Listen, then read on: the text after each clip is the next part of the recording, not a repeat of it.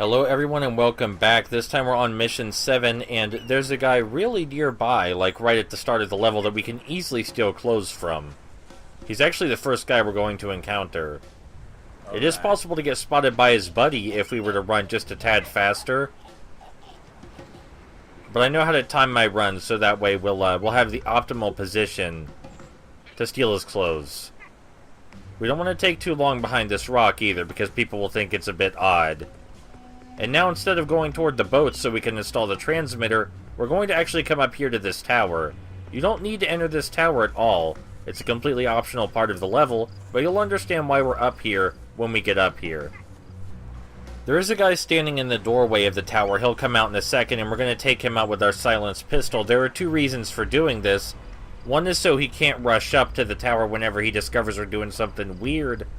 And two is so that everybody who comes to stop us will stop in the doorway of the tower and stare at his dead body stupidly. That was a lot of words to basically say we're using his dead body as a distraction, but once we actually get inside the tower, there's another guy near the top.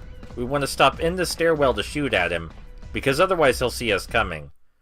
Halfway up the stairwell is the optimal position. After we kill this guy up here, we can take the sniper rifle he's guarding, and we want to shoot a single sailor with it. It's one sailor, he's smoking, he should be very easy to spot. We're going to zoom in and take him out. We don't want to shoot anyone else with the sniper rifle.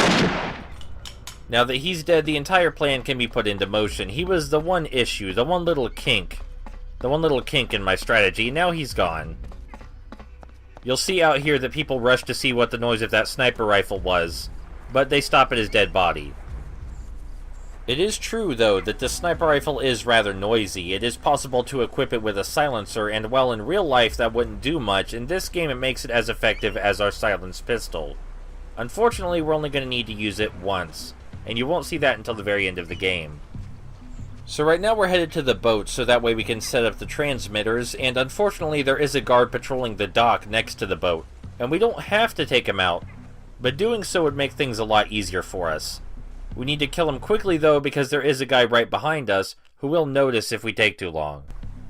We could, of course, wait until he patrols further down the docks to take him out, but that's not nearly as dangerous or as exciting as killing him right in front of his friend. And we could pick up his body and drop it into the ocean. Someone requested that I do that, but I'm not going to, unfortunately, because it would definitely get us caught. And I'm not a very patient person. Here's that sailor we shot. And we're going to grab his clothes. His clothes will make everyone a lot less suspicious of us. And it will also enable us to enter this area where he was blocking before. He actually would have done his job and prevented us from entering if we didn't shoot him with the sniper rifle. And now we perform a very easy matching minigame in order to set up the transmitter. But even with the sailor outfit, if we spend too long around these rooms where we have to set up the transmitters, people will eventually get the hint. So we want to be very quick about how we move. If you're wondering why we couldn't have strangled the sailor that was in front of the door we just entered, that's because his buddies are down here, and they would surely notice if we did so. But they can't notice him being shot from all the way up on a tower. So we only have one more boat to install the transmitter on, and fortunately for us, this one has a much dumber sailor, who is much easier to strangle. But we need to act quickly because if we stand around him too long, he'll become suspicious and start shooting at us, and so will his buddy. Thankfully, strangling people doesn't take very long in this video game. Even if they do struggle a little bit. Now, normally if we didn't kill this guy, we would have to pick the lock. But instead we can just grab the key. Easy peasy. So yeah, the only reason we even needed the sniper rifle was to shoot that single sailor. He was the one problem with setting up the transmitters. These matching minigames, not particularly challenging. I much prefer the lockpicking and safe-cracking minigames. Of course, I completely cheese out the lockpicking minigame by just going through every single option as quickly as I physically can, but I still prefer it to this. At least it's fast, and after we're done with it, we'll have set up both transmitters, meaning we only need to kill someone. And we're good at the killing someone part. We're really good at that. I'm sure if you gave me enough time, I could figure out how to methodically kill everyone in a level without getting caught. I might have to abuse the AI a little bit, but really, why is it so stupid if you're not supposed to abuse it? Right now we are headed to our target, but it's a bit of a long walk there, and you can't really drive vehicles in this game. That's not a thing you do. Now you might be wondering, why are we headed straight into the enemy camp wearing a sailor outfit when there are surely no sailors this far into the camp? And the answer is because, inexplicably, the sailor outfit garners much less suspicion than the actual guard outfit. I can't even begin to fathom why, but they're much less likely to shoot us as long as we're wearing this. The stealth boost that we get from this sailor outfit is so ridiculous, in fact, that our entire strategy is going to be, well, painfully simple. With the actual guard outfit, we would have to be a bit more clever, but with the sailor outfit, we can basically just stampede around the whole map and no one will even bat an eye. I guess that's not true. Some of the guards will still tell us we can't enter certain areas, but they won't actually stop us, which is par for the course at this point, isn't it? I mean, you can walk through more doors than you can't walk through. If you're noticing the frame rate seems a bit abysmal for this level, it gets much worse in the next one, so just prepare yourself for that. I assume it's because this map is so large and detailed. The next one is even more large and detailed, and they didn't really know how to deal with that. We're approaching the camp right now. There's a giant sign that says we need permission to enter, and without it we could be shot on sight. But in spite of this, we're just going to run past everyone and head straight to our target. Or almost straight to our target.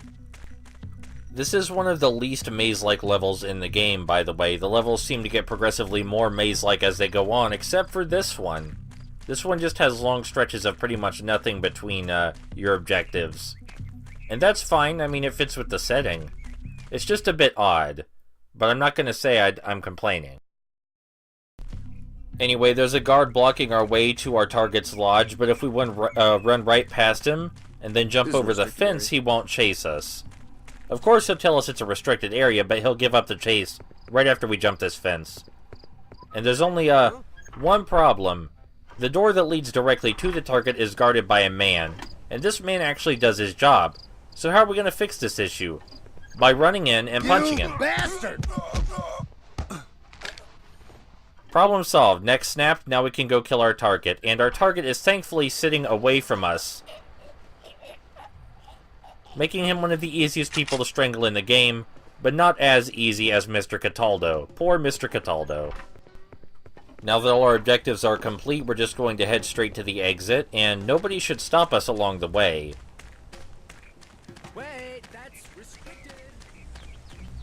This level didn't require too much clever thinking on my part, but I did have to end up using an optional area to figure it out. And I'm sure it's possible to do without that optional area, but I like that they put it there anyway, because it made everything a lot easier for me, and I felt really clever for using it appropriately. That's something I've noticed about this game, is that depending on how high your opinion of it is, you either feel really good when you figure it out, or you're like, Jesus Christ, how could anyone ever possibly do this? I'm definitely in the former camp, and I think that's because I've seen other people play the game very differently from me. A lot of reviewers seem to get the impression that there are only one or two ways to finish a level, and that's probably because they only had their own experiences to go on. I think that's a risk you take in a game like this, is you risk people thinking that their solution is the only solution, and then cursing you because they want to know how they were ever supposed to figure that out. And that's kinda sad, but hopefully now that you've heard me blather about it, you'll have a slightly higher opinion of this game, because it definitely succeeds at what it tries to do.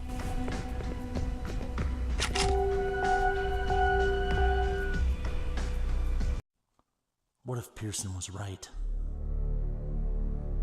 Have we been making all the wrong moves? We've halted their recruitment.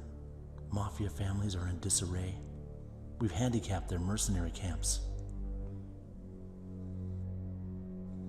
If they had the opportunity to launch an attack on a military base or a major city, the country would have gone into a frenzy. Everyone would be consumed by the Red Scare and call for some kind of retaliation. But we stopped them. Still, we know nothing. We're still in the dark about so many things. Who was behind all of this? What kind of signal was Vargas talking about? What are we not seeing in our investigation?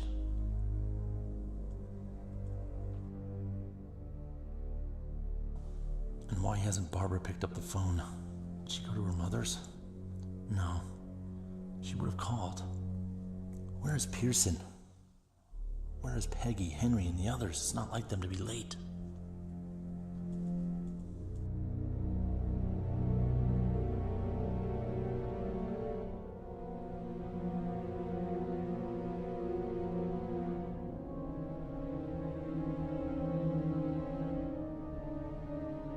The transmitters installed on the ships have led us off the coast of Cuba.